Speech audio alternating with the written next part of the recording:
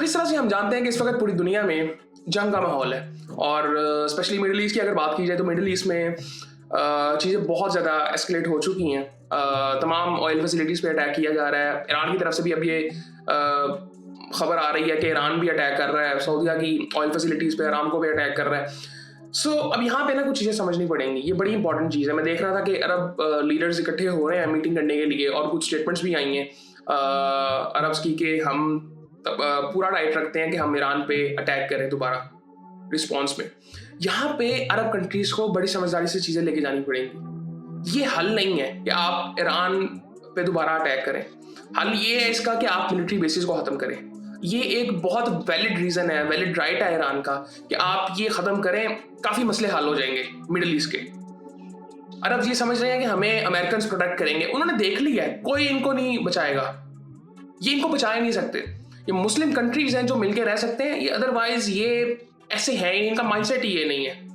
आपने देख लिया है, वो साफ कहता है ट्रम्प, और ये ट्रम्प की बात नहीं है, इनसे पहले भी जो थे वो भी साफ कहते थे, वो भी साफ तरीके से बिल्कुल इजराइल को प्रोटेक्शन देते थे और जिस तरह से उसकी हेल्प करते थे वो हम सब ने देखा है।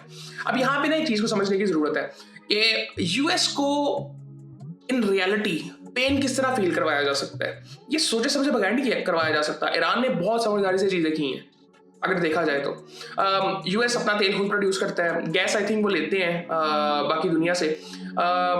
इजराइल की अगर बात करें तो वो मोस्ट ऑफ द चीजें वो अपनी खुद प्रोड्यूस करते हैं। अब उनको किस तरह से पेन दिया जा सकता है, जो कि ईरान कर रहा है बेसिकली, अभी बात करते हैं उसके बारे में। यूएस की अगर बात करें तो उनकी जो मिलिट्री बेसिस हैं उनको अटैक करना चाहिए, जो कर रहा है ईरान, और प्रॉपर आई थिंक उनका नुकसान किया है यूएस का उसमें। अब फिर उसके आगे चीज आती है कि अगर वो ऑयल अपना प्रोड्यूस कर रहे हैं तो हमें उनको आइसोलेट करना पड़ेगा बाकी दुनिया से, जो दुनिया की उनको सपोर्ट मिलती है, जो कि अब नहीं मिली। वो ट्रम्प भीख मांग रहा था पूरी दुनिया से कि मेरी हेल्प करो। उसके लिए ईरान ने स्ट्रेट ऑफ हार्मुज को बंद किया, जहां पे पूरी दुनिया को तेल नहीं जाएगा। जो एलाइज है जिसका कोई ना कोई ताल्लुक है यूएस से, उसको तेल नहीं मिलेगा, गैस नहीं मिलेगी। और फिर कंडीशन ईरान ने रखी कि अपनी मिलिट्री बेसिस जहां पे हैं उनको निकालो, एम्बेसीज को बंद करो यूएस की, फिर बात करेंगे। तो आपने देखा नेटो कंट्रीज इवन उन्होंने भी अमेरिका का साथ नहीं दिया। अमेरिका अकेला हो गया था। वो आइसोलेट जब होगा तो बहुत सी चीजें होंगी, इकोनॉमी कोलैप्स करेगी यूएस की। ये चीजें हमें समझने की जरूरत है। उसके बाद इसराइल की अगर बात करें तो इसराइल में वो अपना सारा कुछ खुद प्रोड्यूस करते हैं। अब उनको किस तरह से पेन दिया जा सकता है जिस तरह इसराइल ईरान को दे रहा है ऑयल फैसिलिटीज पे अटैक करके। ईरान को भी सेम चीज करनी चाहिए जो कि वो कर रहा है अब। और रात को मैं देख रहा था कुछ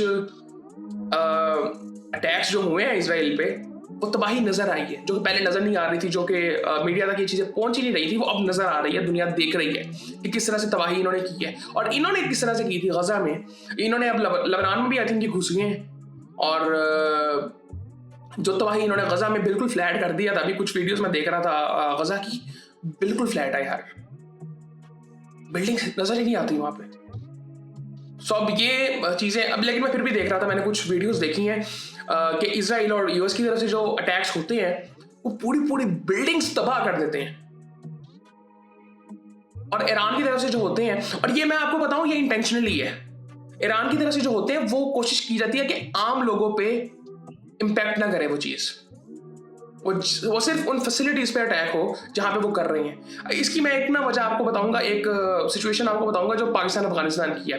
ये हम एक और वीडियो बनाते हैं, उसमें बात करेंगे।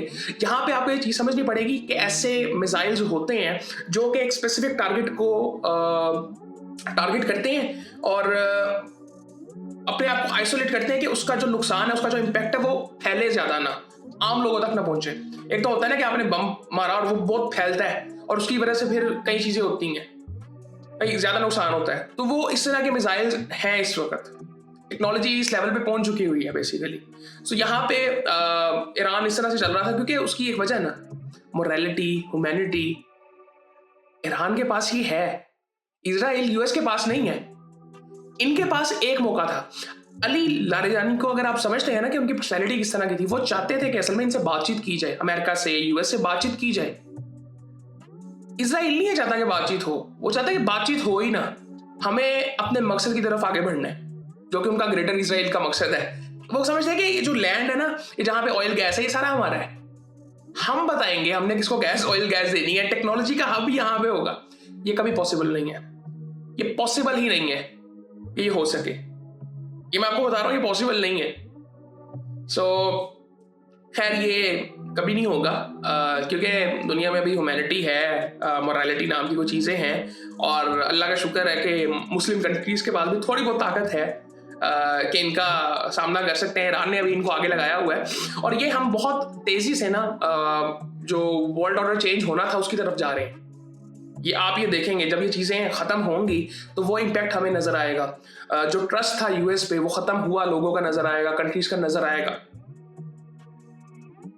Same for middle east, I think सिर्फ इस वजह से मिलिट्री बेसिस को ख़त्म करना पड़ेगा। ये यूएई इवन जो चीज़ें कर रहा होता है, सूडान में इन्होंने जिस तरह से तबाही मचाई हुई थी, सो यूएई को भी बड़ी क्लैरिटी से सोचना पड़ेगा। ये भी पपेट है इजराइल के और यूएस के, ये भी बहुत उसके नीचे लगते हैं, इनका भी मॉडल बेसिकली वही है। सो अब यहाँ पे आपने देख लिया कि उन्होंने किसी को बचाया नहीं है, किसी अरब कंट्री को उन्होंने नहीं बचाया, और वो इस वक्त तो कतर भी सोच रहा होगा, $400 मिलियन का उसको ट्रंप को जहाज दे दिया था, क्या कर रहा है वो सिर्फ उसके भागने के काम आएगा जब अमेरिका पे अटैक होगा, और किसी काम नहीं आना। सो ये अरब्स को समझना चाहिए, वो $400 मिलियन तुमने अपनी डिफेंस कैपेबिलिटीज पे लगाया होता। सो खैर ये काफी ऐसी चीजें हैं जो देखने वाली है, लेकिन यहाँ पे ना हम एक चीज की बात करते हैं, जो तुलसी गबार्ड है, ये बेसिकली डायरेक्टर है नेशनल इंटेलिजेंस की यूएस में। अच्छा, इनसे पहले ना जो कैंट हैं, जो कि director of national counter terrorism के डायरेक्टर थे बेसिकली। अच्छा, उन्होंने इस्तीफा दे दिया था, और अब उनकी एक पॉडकास्ट रही है टकर कार्लसन के साथ, मैंने भी वो देखी नहीं है, लेकिन उसकी मैंने एक क्लिप देखी है, वो बड़ी इंपॉर्टेंट है, उसके बारे में बात करते हैं। लेकिन ये तुलसी गबार्ड जो है ना, ये जो डायरेक्टर है नेशनल इंटेलिजेंस की, अच्छा इसके बारे में भी कहा जा रहा था कि इसकी भी कुछ ऐसी स्टेटमेंट्स आ रही थी कि जहाँ पे इसने मतलब कहा जा रहा था कि इसका भी इस्तीफा आ सकता है, क्योंकि चीज़ें खराब हो रही थी बहुत ज़्यादा। मतलब यूएस के अंदर भी अब ट्रंप के ऊपर प्रेशर बढ़ रहा है। अब वो पॉलिटिक्स भी हो सकती है, बिल्कुल दूसरी पार्टीज जो है वो बिल्कुल चाहती होंगी, हम दुनिया भर में देखते हैं, पाकिस्तान की अगर बात करें, पाकिस्तान में भी होता है कि एक दूसरी पार्टीज के खिलाफ बात करो, और जहाँ पे एक पार्टी खड़ी है तो आप दूसरी तरफ खड़े हो जाओ। यूएस में भी हमें ये चीज़ नजर आ रही है। अब वो मोरालिटी और ह्यूमैनिटी के लेवल पे ये पता नहीं, मुझे तो ममदानी साहब से मैं बड़ा डिसअपॉइंट हुआ कि उन्होंने बात ही नहीं की जो यूएस इस वक्त कर रहा है, इजराइल इस वक्त कर रहा है। उन्होंने एक बात तो कर दी थी कि ये नेतन्याहू अगर न्यूयॉर्क में आएगा तो इसको मैं अरेस्ट करूंगा, लेकिन इस वक्त जो दुनिया में हो रहा है यूएस की तरफ से, उसमें भी आई थिंक मजम्मत तो इनकी बनती थी, तो वो मुझे नजर नहीं आई फिलहाल। लेकिन इनकी एक सपोर्टर थी जो कि डेमोक्रेटिक पार्टी की थी, जो इनको सपोर्ट कर रही थी रैलीज में भी, उनकी मैंने कुछ स्टेटमेंट्स देखी हैं जिसमें वो ट्रंप के अगेंस्ट बातें कर रही थी कि ये इसकी सिर्फ पॉलिसीज है, इसने सारा कुछ स्टार्ट किया है। खैर हम वापस आते हैं, ये जो तुलसी गबार्ड की जो स्टेटमेंट्स आई हैं ना, ये आई थिंक इसकी पार्लियामेंट में इसने बात की है, और उसने उसमें कहा है कि जी Russia, China, North Korea, Iran, Pakistan, ये बहुत बड़ा थ्रेट है यूएस के लिए, क्योंकि ये हाई रेंज मिसाइल्स पे काम कर रहे हैं जो कि यूएस को रीच कर सकते हैं। और मैं आपको एक चीज़ बता दूं, रशिया के पास भी हैं, चाइना के पास भी हैं, नॉर्थ कोरिया के पास भी मेरे ख्याल से हैं, और पाकिस्तान और ईरान की बात अगर की जाती है ना, मैं आपको एक चीज़ बता दूं, पाकिस्तान पहले तो पाकिस्तान हमेशा कहता है, पाकिस्तान ने कभी ये नहीं कहा कि हमारे पास ये लिमिटेशन है, पाकिस्तान हमेशा कहता है जहां पे जरूरत पड़ी हम वहां पे अटैक कर सकते हैं। पाकिस्तान ने हमेशा ऐसे कहा है, खुले अल्फाज में कभी नहीं कहा। और मैं एक चीज समझता हूँ, अगर हमारे पास नहीं भी है ना तो चाइना हमारे साथ है, जो चाइना के पास है वो हमारे पास है, ये दुनिया समझ के रखे। और ये मैं सेम ईरान के लिए भी कहता हूं, ये दुनिया ये समझ के रखे। ये तो अल्लाह का शुक्र है, हमें यहां पे शुक्र करना चाहिए कि हमारे पास एटम बम है।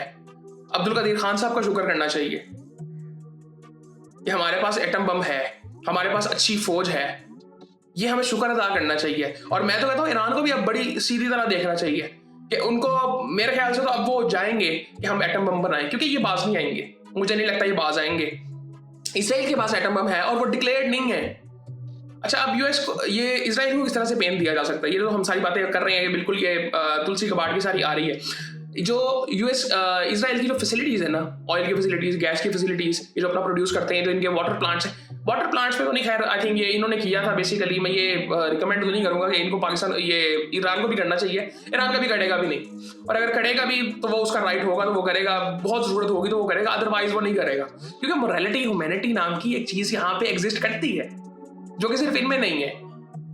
तो जब वो चीजें हो गई ना तो ये कोलैप्स कर जाएंगे। मैं देख रहा था कि इनको इम्पैक्ट कहां पे पड़ेगा। इनकी बहुत सी इन्वेस्टमेंट्स जो है, ये आप देखते हैं कि इजरायली कंपनीज दुनिया भर में है। यूएस में बहुत बड़ी इकोनॉमी के पीछे जो बैक बाय इजराइलीज है, तो वहां से इनको सपोर्ट आती है। अभी आपने सुना होगा कि $750 मिलियन इसने इंजेक्ट किया है मिलिट्री फंड के लिए।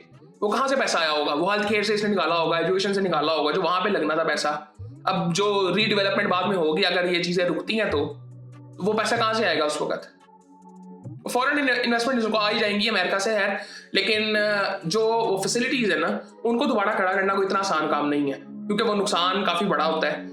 उसको खड़ा करना कोई इतना आसान काम नहीं है, दोबारा उन फैसिलिटीज को दोबारा बनाना और प्रोड्यूस करना, और उसमें एक टाइम लगता है। और उसके दौरान आप लोग क्या करेंगे? ये इजराइल के लोगों के लिए भी है और बाकी लोगों के लिए भी है कि जब हम दुनिया भर की बात करते हैं, तो ये जब अरब में जो ऑयल फैसिलिटीज हैं, जब ये अटैक होंगी और इनको दोबारा खड़ा होने के लिए टाइम लगेगा, उस टाइम पे दुनिया क्या करेगी? दुनिया की इकोनॉमी कोलैप्स उस वक्त करेगी। तो हमें ये चीज़ समझनी चाहिए। और ये इसका असर थर्ड वर्ल्ड कंट्रीज पे होगा, पाकिस्तान, इंडिया, बांग्लादेश, श्रीलंका जैसे कंट्रीज पे, जो कि ये चीज़ें इंपोर्ट करते हैं, गैस, ऑयल।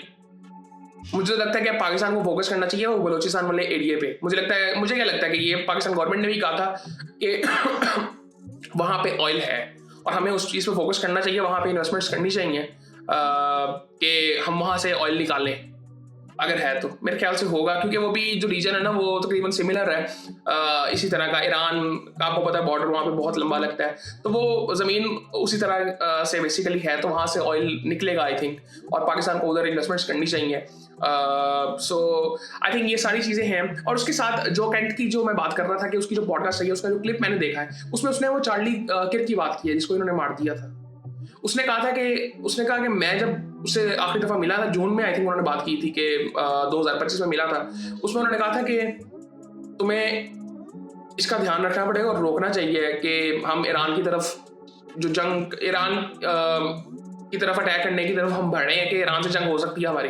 उसका खैर ये कहना था, और आज हम वो चीज़ें देख रहे हैं, तो इसका मतलब ये चीज़ें बड़ी पुरानी हैं। और उसकी एक वजह है, ये सारी चीजें उस वक्त बातें क्यों हो रही थी, वो इस वजह से हो रही थी कि इजरायली लॉबी की जो बात की जाती है वो एग्जिस्ट करती है अमेरिका में। अमेरिकन लोगों को ये समझना पड़ेगा कि उनको अपनी लीडरशिप अब कैसे चुननी है।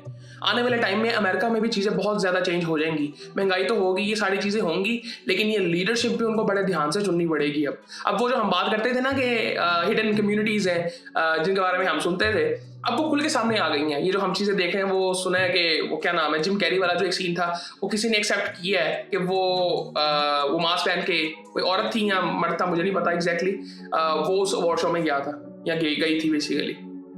तो वो ये चीज़ें एक्सेप्ट हो रही हैं और ये पॉसिबिलिटीज़ हैं, हमें इस चीज़ को समझना पड़ेगा। और खैर काफ़ी ऐसी चीज़ें जिस पर बात की जा सकती है। पाकिस्तान अफगानिस्तान का मैं रात को देख रहा था, DG ISPR साहब की एक वीडियो आई थी, पॉडकास्ट तो नहीं था, इंटरव्यू था हामिद मीर साहब के साथ, उसके बारे में बात करेंगे एक दूसरी वीडियो में। लेकिन यहाँ पे हमें ये चीज़ समझनी पड़ेगी कि ईरान इस वक्त रिस्पॉन्स तो बहुत ज़्यादा कर रहा है, लेकिन चीज़ें बहुत ज़्यादा आगे बढ़ रही हैं। अभी मैं सुन रहा था कि पाकिस्तान में भी इसका नुकसान आने वाले टाइम में हो सकता है कि लोड शेडिंग बढ़ सकती है। ये चीज़ें नहीं होनी चाहिए, ये वो टाइम ही नहीं है कि हम ये चीज़ें देख सकें। अभी भी लोड शेडिंग मैं कहूँगा कि पाकिस्तान में ना होने के बराबर तमाम जगहों पे नहीं मैं बात कर रहा, लेकिन मोस्ट ऑफ द जगहों पे लाइट है। ये बहुत बड़ा नुकसान होगा कि अगर लोड शेडिंग बहुत ज़्यादा होती है तो। बाकी फिर आपसे बात होती है।